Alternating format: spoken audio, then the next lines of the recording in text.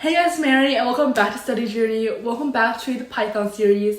This is episode 12 of the Hangman game, and if you haven't checked out the previous episodes, make sure to watch those first. This is a continuation of the previous episode, and in this episode, we're going to be continuing Hangman with hints and adding the match with gaps. So without further ado, let's get into the video.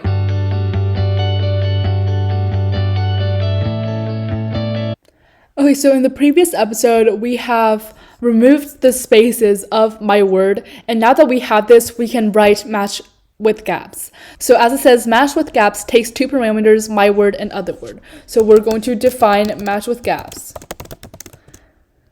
And it is going to take in the two parameters, my word and other word, because it is going to take in my word and then compare it with other word. So these two both have to be in the input or the parameters. This function still has to consider whether or not the letters that are already in our my word match with those in the potential secret word.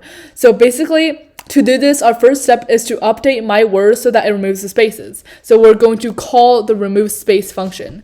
Okay, so basically we're going to update my word so we remove the spaces of my word. And it's going to take in the parameter my word. So it updates my word so that we remove the spaces of my word. Now that we have this, we can compare the lengths of each other. Only if the lengths of these two words are the same will our code keep going. If the lengths of these two words are not the same, then there is no way that they will be the same word, hence it is false. So let's let the length of my word equal the length of my word. So remember, this is the function and this is just the name we're assigning the function. And then we're going to do the same with the length of the other word, because now that we have these variables signed, we can then compare them to each other. So if the lengths are the same, then our code will go on further to compare the letters of the characters in my word that haven't been guessed. So in other words, for all the characters in my word, if the character is not an underscore, then we will compare that letter to the corresponding place value letter of other word. So if the lengths are the same, then we will compare if the letters are the same. Otherwise, we will return false. So if this happens, then we will do whatever is here. And then otherwise, we're just going to return false.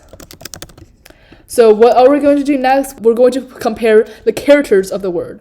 So for I in range, so for every letter in the length of my word, so this is what this means is we're going to be comparing every letter in the length of my word, so however long it is. And remember, the length of my word is equal to the length of the other word, so it doesn't really matter. So for every letter in here, if my word I, so basically this is saying if the letter in my word, the letter I, place value, if it isn't an underscore, then we'll compare if these letters are the same. Because if it was underscore, it's obviously not going to match up with the place value in other word. So the place value letter of my word, if it is not equal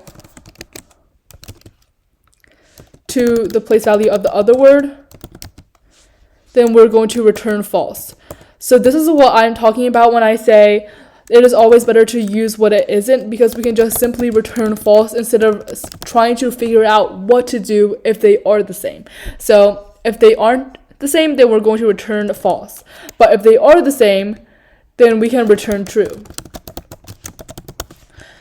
So basically what this code does is, first of all, we compare the lengths of the words, and if they are the same, then we compare the characters. So how we compare the characters is looking at the place value letter.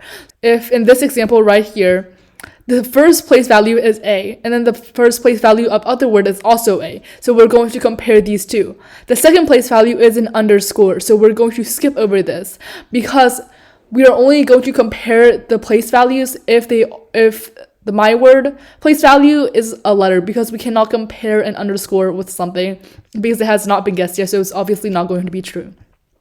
So if we skip to L, is L equal to the place value right here, or the fourth letter, and it is, and it keeps on comparing these, and if these two are the same, then it's going to return true. So right here it returns true. Now that we have this code written, we can go on to the next step. So in the next episode, we're actually going to show all the possible matches and print it out to the user to see.